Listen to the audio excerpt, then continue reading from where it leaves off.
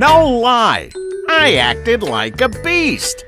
The story of Beauty and the Beast as told by The Beast by Nancy Lowen, illustrated by Christian Bernardini.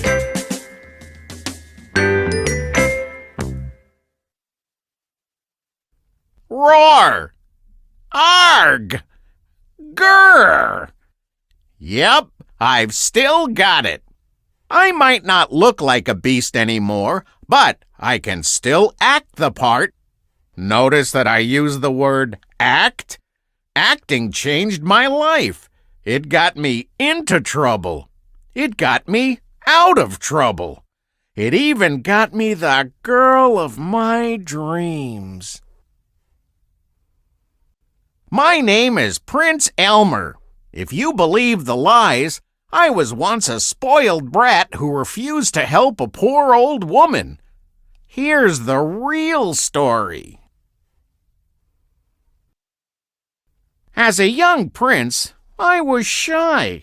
So shy that I wouldn't even answer the phone.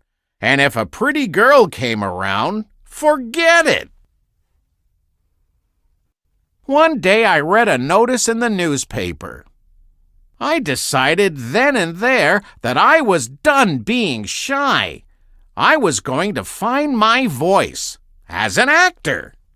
Of course, I wanted the best part in the play, the evil troll who lives under the bridge. So I practiced and practiced. I barked and hissed. I growled as I brushed my teeth. I slashed at the air with my fork.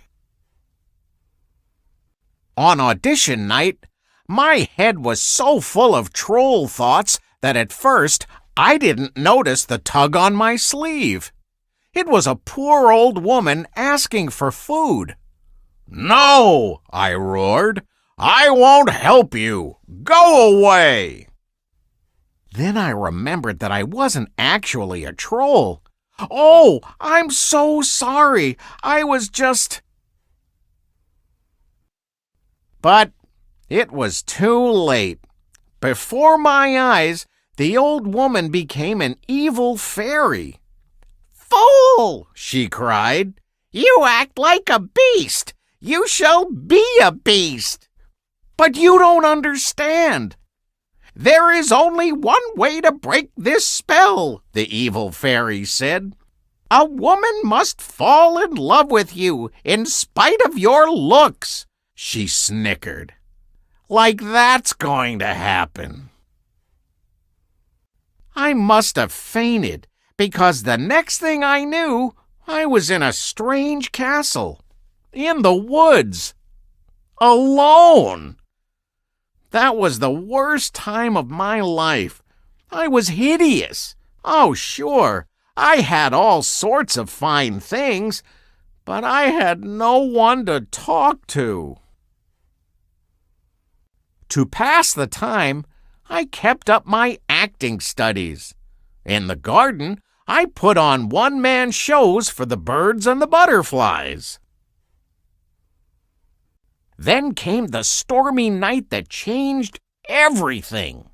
A lost traveler took shelter in my castle. I remained hidden, but I made sure he had everything he needed. It felt awfully nice to have company.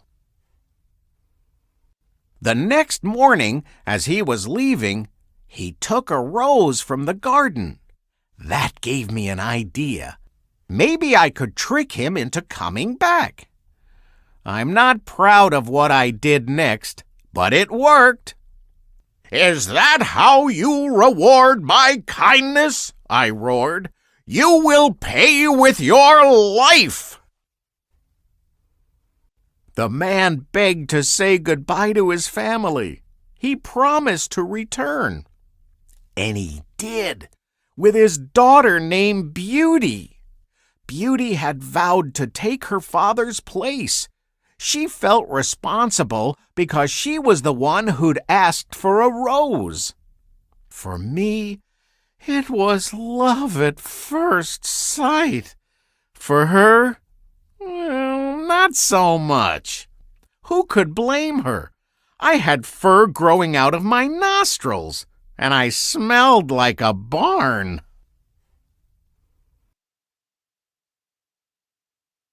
I went back to my shy ways, hiding behind drapes and ducking into closets.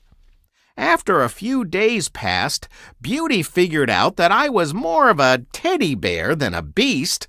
Imagine my delight when she started talking to me. We had a lot in common, including a love of good theater. I didn't have to do one-man shows anymore. I had a co-star. The more Beauty and I acted together, the more she got to know the real me. One day, Beauty asked to leave the castle. She wanted to visit her family. "Okay, but you'd better come back. I'll die without you," I joked. And then my voice became serious. "Really, if you leave me, I'll die." Yes, it was a bit over the top. What can I say? I'm an actor. And with that, she left. When Beauty returned, she found me lying on the ground next to the rose bush. I tried not to breathe. "Beast," Beauty cried out. "Oh, no!" Her tears poured onto my fur, but I didn't move. "Oh, Beast, you're the ugliest creature I've ever seen, but I can't help it. I love you. I do." And just like that, the spell was broken. I got my happily ever after. I was a prince again. I married Beauty. And together, we've opened the 𝕃𝕚𝕪 School of Beastly Good Acting. You should take a class. It might change your life.